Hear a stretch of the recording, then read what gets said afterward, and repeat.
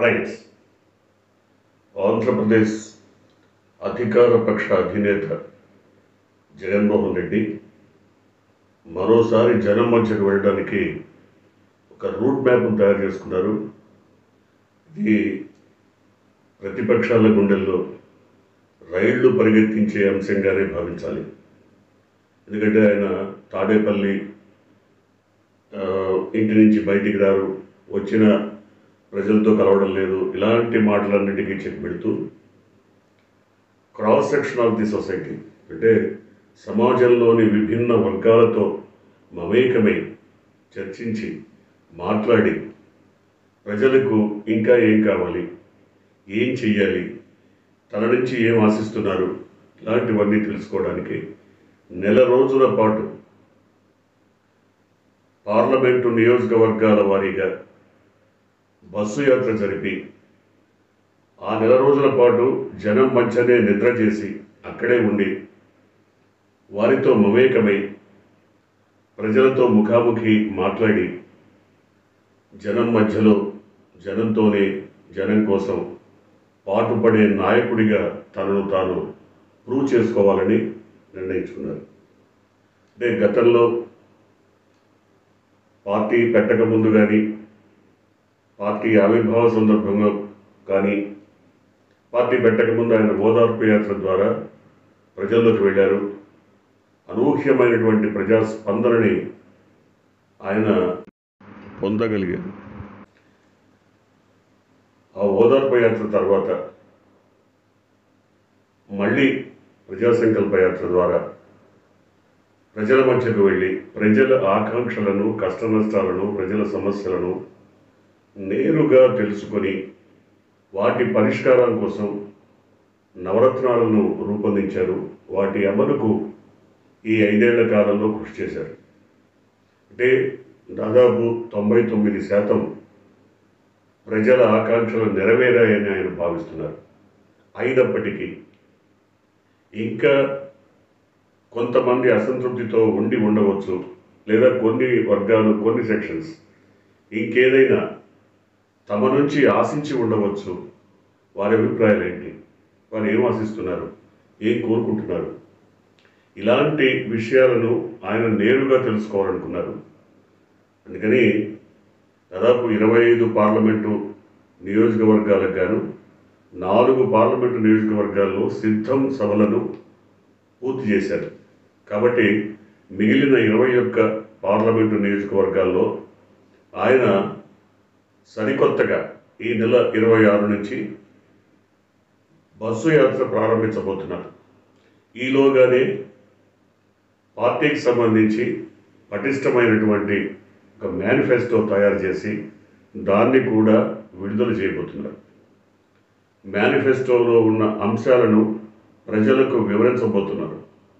అంటే జగన్మోహన్ రెడ్డి పైన ఒక నమ్మకం, ఒక ఆశ, లేదా ఆయన పైన ఒక అభిప్రాయం ఇప్పటికే ప్రజల్లో ఏర్పడింది. ఎందుకంటే ఆయన ఏదైనా మాటిస్తే దాన్ని నిలబెట్టుకోవడానికి ఎంత కష్టమైన నష్టమైన వెనుకాడరని ఒక భావన ప్రజల్లో ఉంది. కాబట్టి మేనిఫెస్టోలో ఆయన ఏం చెప్పబోతున్నారు, ఏవి ప్రజలకు సరికొత్తగా అందించబోతున్నారు, వాటికి ఏ విధమైనటువంటి కృషి చేయబోతున్నారు, వాటిని వివరించేటువంటి అవకాశం ఉంది. అందువల్ల ప్రజలు లేదా మిగతా వర్గాలందరూ చాలా ఆసక్తిగా ఎదురు చూస్తున్నారు. దీనికి ఒక రోడ్ మ్యాప్. ఈ 21 నియోజకవర్గాలకు గాను మధ్యలో పండుగలు కానీ, సెలవులు కానీ ఇంకేదన్నా వస్తే ఆ రోజులు మినహాయించి మిగతా అంటే దాదాపు ఒక నెల రోజుల పాటు, ఈ నెల రోజుల పాటు ఆయన ప్రజల మధ్య ఉంటారు. ప్రజల మధ్య తమ యాత్రను కొనసాగిస్తారు. ప్రజలతో మమేకమవుతారు. ప్రజల ఆకాంక్షలను తెలుసుకుంటారు. తద్వారా అంటే ఎన్నికలకు ముందు ప్రజలని నేరుగా కలవడం ద్వారా, ప్రజల అభిప్రాయాలు తెలుసుకోవడం ద్వారా రేపు ప్రభుత్వంలోకి వస్తే మళ్ళీ ఏం చేయాలి, ఏం కోరుకుంటున్నారు, ఏ రకమైన పథకాలను డిజైన్ చేయాలి, ఇదొక కసరత్తుగా ఉపయోగపడేటువంటి అవకాశం ఉంది. అందువల్ల ఈ యాత్రను తలపెట్టారు. దీనికి ఈ 30 రోజుల పాటు మేము సైతం సిద్ధం, మేము సిద్ధం, లేదా మేము సైతం సిద్ధం, మేము కూడా సిద్ధం, ఈ రకమైనటువంటి ఒక క్యాప్షన్ పెట్టుకున్నారు. అంటే ప్రజలు ఆయన వెళ్ళిన చోటల్లా కూడా ఇంతవరకు సిద్ధం సభల్లో కార్యకర్తల సమావేశాలు కానీ సభలు కానీ వాటిని పేర్కొన్నారు కాబట్టి ఈసారి ప్రజలు కూడా, అంటే ప్రజలు కూడా సిద్ధమని చెప్పడానికి వీలుగా మేము సైతం సిద్ధం అనే స్లోగన్తో వెళ్తున్నారు. ఈ బస్సు యాత్ర ద్వారా చేయగలిగింది ఏంటి, చేసేది ఏంటి అంటే ముఖ్యంగా ఇప్పటి వరకు కూటమి పేరుతో జనంలోకి వచ్చినటువంటి టీడీపీ కానీ, జనసేన కానీ, బీజేపీ కానీ ప్రజలకు ఏం చేయబోతున్నారో ఏ సందర్భంలోనూ చెప్పలేదు. పోనీ గత ప్రభుత్వ కాలంలో, గత పరిపాలనా కాలంలో ప్రజలకు ఉపయోగపడే ఒక్క కార్యక్రమమైనా, లేదా ప్రజల మనస్సుల్లో నిలిచిపోయే ఒక్క కార్యక్రమమైనా, ఈ కార్యక్రమం మాది, దీని పేటెంట్ మాది, దీన్ని మేమే ప్రారంభించాం, చేపట్టాం, చేస్తున్నామని చెప్పగలిగిన ఒక్క కార్యక్రమం కూడా మరి చంద్రబాబు కానీ మిగతా పార్టీలకు కానీ లేదు. అందువల్ల ఇప్పుడు నవరత్నాల పేరుతో ప్రజల్లోకి వచ్చి వాటిని ప్రజానీకానికి అందించడం ద్వారా ప్రజల్లో గుర్తింపు, ఒక సుస్థిరమైనటువంటి స్థానం, ప్రజల మనసుల్లో ఒక సుస్థిర స్థానం ఏర్పరచుకున్న జగన్మోహన్ రెడ్డి మళ్ళీ సరికొత్త అంశాలతో ప్రజల ముందుకు రావాలని నిర్ణయించుకున్నారు. ఈ మేరకు ఇవాళ తాడేపల్లిలో జరిగినటువంటి కీలకమైనటువంటి పార్టీ నేతల సమావేశంలో జగన్మోహన్ రెడ్డి ఈ అభిప్రాయాన్ని వ్యక్తం చేశారు. ఈ మేరకు రూట్ మ్యాప్ తయారవుతోంది. దాదాపుగా కడప జిల్లాలో ఇడుపులపాయ నుంచి ఈ బస్సు యాత్ర ప్రారంభం కావచ్చు. ఇది ఎలా సాగుతుంది, ఎక్కడ ఎండ్ అవుతుంది అనేది 2-3 రోజుల్లో వెల్లడవుతుంది. అయితే ఇప్పటికే మోడీ చిలకలూరుపేట సభలో ప్రసంగించి మరి కూటమికి సంబంధించినటువంటి ఎన్నికల ప్రచారాన్ని ప్రారంభించినట్టుగానే ప్రతిపక్షం భావిస్తోంది.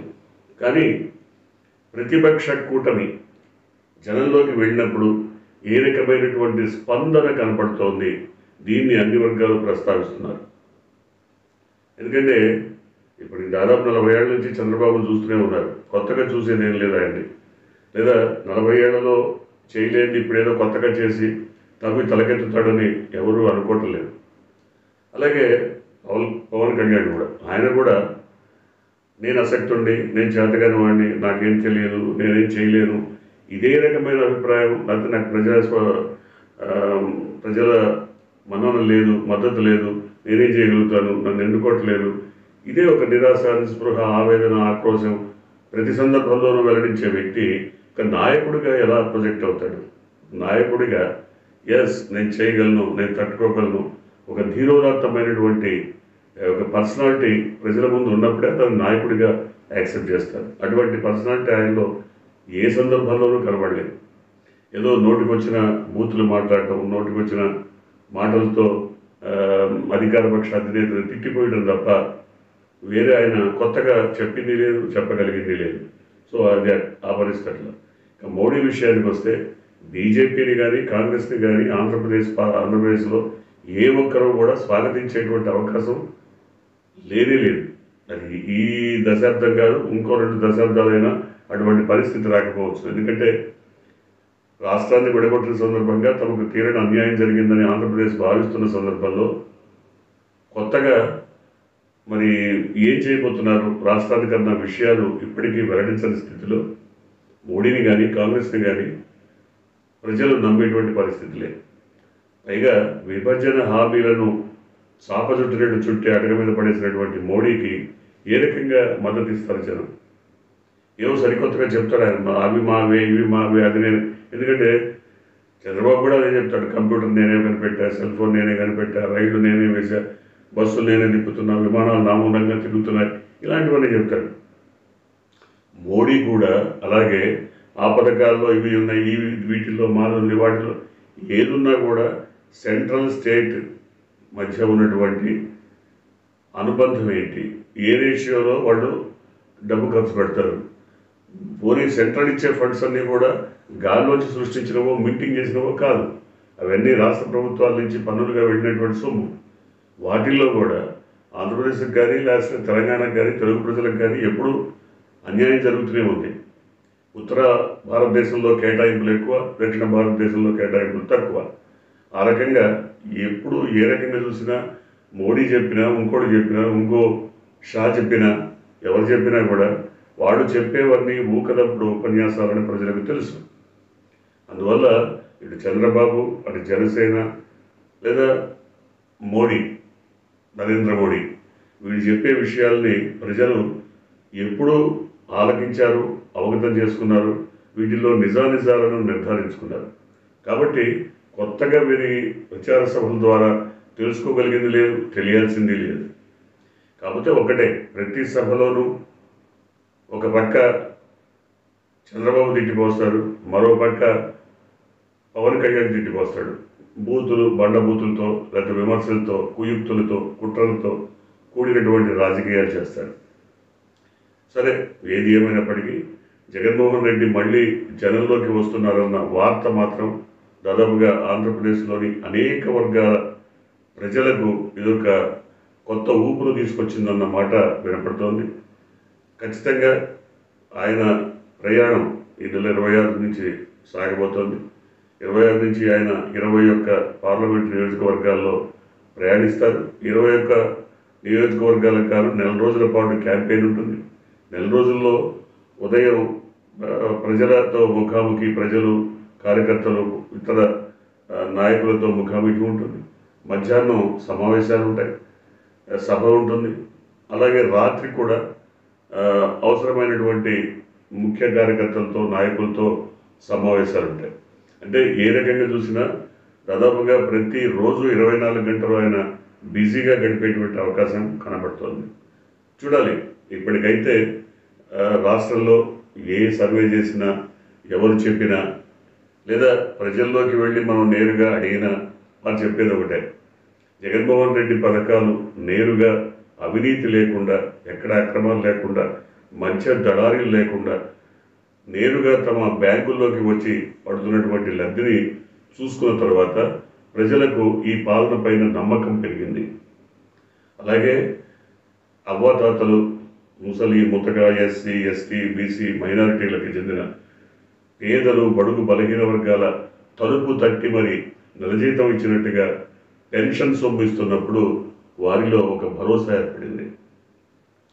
ఈ రకమైన భరోసాను వారు కోల్పోదలుచుకోలేదు. ఎందుకంటే జగన్మోహన్ రెడ్డికి ఒకే ఒక అవకాశం ఇచ్చారు ప్రజలు. ఆ అవకాశాన్ని ఆయన సద్వినియోగం చేసుకున్నారు.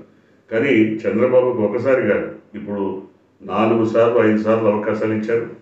ఎప్పుడు ఇచ్చినా ఆయన ఇచ్చిన అవకాశాన్ని దుర్వినియోగం చేసుకోవడం, తన స్వార్థం కోసం, తన కుటుంబ స్వార్థం కోసం, తన పార్టీ సభ్యుల స్వార్థం కోసం, తను ఏర్పాటు చేసిన జన్మభూమి కమిటీల స్వార్థం కోసం పనిచేయడమే తప్ప ప్రజల కోసం, ప్రజల ఆకాంక్షల కోసం, ప్రజా సంక్షేమం కోసం ఎప్పుడు పనిచేసిన దాఖలాలు లేవు. అందువల్ల ప్రజలు ఏ రకంగానూ ఆయన్ని నమ్మే పరిస్థితి కనబట్టలేదు. పవన్ కళ్యాణ్ విషయం సరే, ఎంత చెప్పుకున్నా వృధా ప్రయాసం. మోడీ కాంగ్రెస్ రెండూ కూడా రాష్ట్రానికి ద్రోహం చేసిన పార్టీలుగానే మిగిలిపోయాయి. చూద్దాం, ఈ కొత్త ప్రచార యాత్ర తర్వాత జగన్మోహన్ రెడ్డి మరికొన్ని వ్యూహాలతో ముందుకొస్తారా, లేదా ఏ రకమైనటువంటి ఎత్తుగడతో ఆయన ఎన్నికలను ఎదుర్కోబోతున్నారో చూడాలి.